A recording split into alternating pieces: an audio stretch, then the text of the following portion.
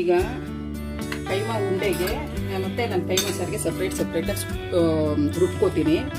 ಕೈಮಾ ಉಂಡೆಗೆ ನಾವು ಕಾಯಿ ಹಾಕಲ್ಲ, ಯಾಕಂದರೆ ಕೈಮಾ ಉಂಡೆ ಬಿಟ್ಕೊಬಿಡ್ತೈತೆ. ಕೈಮಾ ಉಂಡೆಗೆ ರುಬ್ಕೊಳ್ಳೋಕ್ಕೆ ಅಂತ ಬೆಳ್ಳುಳ್ಳಿ ಸ್ವಲ್ಪ, ಶುಂಠಿ ಸ್ವಲ್ಪ, ಒಂದು ಈರುಳ್ಳಿ, 1 ಸ್ಪೂನು ಅಚ್ಕಾರದ ಪುಡಿ, 1.5 ಸ್ಪೂನ್ ಧನಿಯಾ ಪುಡಿ. ನಾನು ಇಲ್ಲಿ ಚಕ್ಕೆ ಲವಂಗ ಬಳಸ್ತಾ ಇಲ್ಲ, ಹಾಗಾಗಿ ಇದು ಗರಂ ಮಸಾಲವನ್ನು ಉಪಯೋಗಿಸ್ತಾ ಇದ್ದೀನಿ. ಸ್ವಲ್ಪ 2ರಿಂದ 3 ಸ್ಪೂನು ಕಡಲೆ ಪಪ್ಪಿನ ಪುಡಿ, ಆಮೇಲೆ ಸ್ವಲ್ಪ ಹಚ್ಚಿದ ಕೊತ್ತಂಬರಿ ಸೊಪ್ಪು, ಪುದೀನ ಸೊಪ್ಪು, ಅದನ್ನು ಹಾಗೆ ಹಾಕ್ಕೊಂಡು ಕೈಮಾ ಮಿಕ್ಸ್ ಮಾಡ್ಕೊಳ್ಳೋದು. ಮಿಕ್ಸಿ ಜಾರ್ಗೆ ಒಂದೊಂದಾಗಿ ಹಾಕ್ಕೊಂಡು ಕಾಯಿ ಮತ್ತು ಚಕ್ಕೆ ಲವಂಗ ಮತ್ತು ಮೆಣಸನ್ನು ಒಟ್ಟಿಗೆ ಹಾಕ್ಕೊಳ್ಳಿ. ಯಾಕಂದರೆ ನುಣ್ಣು ಆಗಬೇಕು ಚಕ್ಕೆ ಲವಂಗ ಎಲ್ಲ. ಸ್ಟಾಪ್ ಮಾಡಿ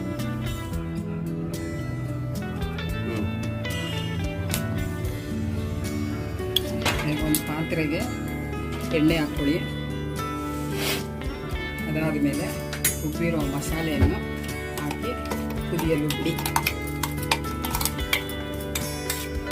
ಮಸಾಲೆ ಚೆನ್ನಾಗಿ ಕುದಿಬೇಕು. ಸ್ಟಾಪ್ ಮಾಡಿ.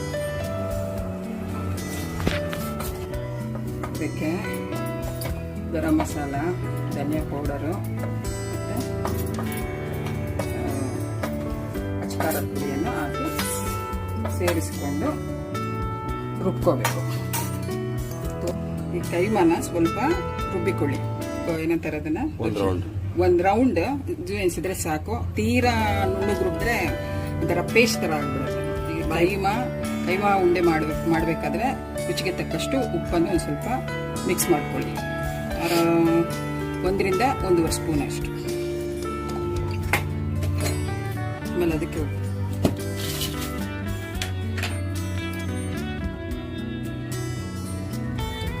ರುಬ್ಬಿದ ಮಸಾಲೆಗೆ ಮೊದಲೇ ಉಪ್ಪು ಹಾಕೋಬೇಕು. ಮಸಾಲೆ ಕುದಿಬೇಕಾದ್ರೆ ಉಪ್ಪು ಹಾಕೋಬೇಕು. ಯಾಕಂದರೆ ಕೈಮಾ ಹಾಕಿದ್ಮೇಲೆ ಹಾಕಿದ್ರೆ ಕೈಮಾ ಉಂಡೆ ಬಿಟ್ಕೊಂಡ್ಬಿಡುತ್ತೆ.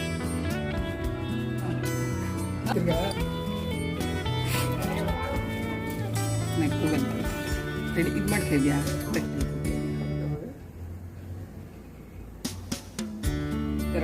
ಈ ಥರ ಕೈಮಾನ ಚೆನ್ನಾಗಿ ಮಿಕ್ಸ್ ಮಾಡಿ ಇಟ್ಕೋಬೇಕು. ಈಗ ಸ್ವಲ್ಪನೇ ಎತ್ಕೊಂಡು ನೋಡಿ ಇದಕ್ಕೆ ಉಂಡೆ ಮಾಡ್ಕೊಬೇಕು. ಈ ಗಾತ್ರಕ್ಕೆ ಉಂಡೆ ಮಾಡಿಕೊಂಡು ಇಟ್ಕೊಳ್ಳಿ ಒಂದೊಂದು ಸೈಡಲ್ಲೇ. ಇದು ಒಂದು ಅರ್ಧ kg ಆಗಷ್ಟು ಕೈಮಾ. ಇದು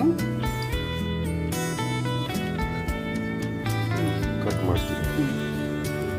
ಈ ಥರ ಗುಂಡ್ಗುಂಡಕ್ಕೆ ರೌಂಡ್ ಮಾಡಿಕೊಂಡು ಕೈಮಾನ ಈ ಥರ ಗುಂಡ್ಗುಂಡಕ್ಕೆ ರೌಂಡ್ ಮಾಡ್ಕೋಬೇಕು. ಚೆನ್ನಾಗಿ ಮಳ್ತಾ ಇರಬೇಕು ಸಾರು. ಆವಾಗ ಸ್ಟವ್ನ ಸಿಮ್ಮಲ್ಲಿ ಇಟ್ಕೊಂಡು ಒಂದೊಂದೇ ಉಂಡೆನ ಒಂದೊಂದು ಸೈಡಿಂದ ಬಿಟ್ಕೊಬನ್ನಿ.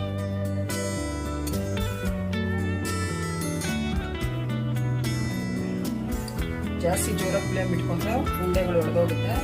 ಹಾಗಾಗಿ ಕಮ್ಮಿ ಫ್ಲೇಮಲ್ಲಿ ಇಟ್ಕೊಂಡು ಒಂದೊಂದೇ ಉಂಡೆ ಬಿಟ್ಕೋಬೇಕು. ಉಂಡೆ ಹಾಕಾಯ್ತು. ಚೆನ್ನಾಗಿ ಇವಾಗ ಕುದಿಲಿ 1-2 ಸುತ್ತು.